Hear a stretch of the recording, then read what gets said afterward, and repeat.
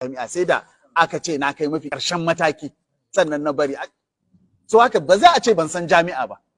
In ma mutum ya ce ban sani ba shi ya rage nashi. Amma na san gwargwado na sani. Kuma na san wai menene aikin da ake kira ake ta wannan rigingimun akai meye muke yi ne a jami'an da sunan aiki, ina researches din da ake yi, me ake yi?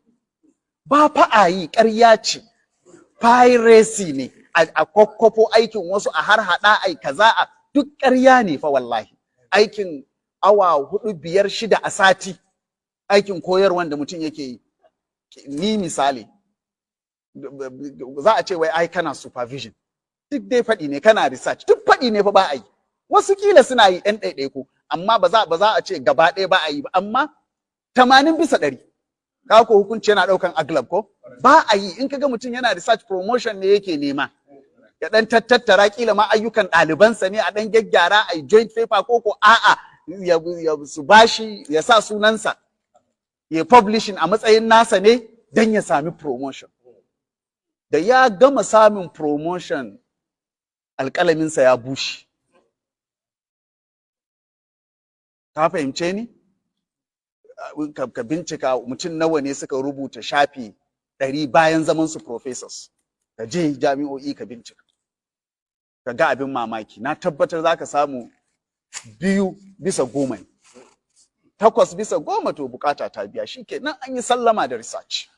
Da ma na promotion ne, gwargwadon abin da yake bukata don promotion, gwargwadon abin da yake yi. Haka kuma aikin karantarwa, 'yan awoyi ne, awa 6.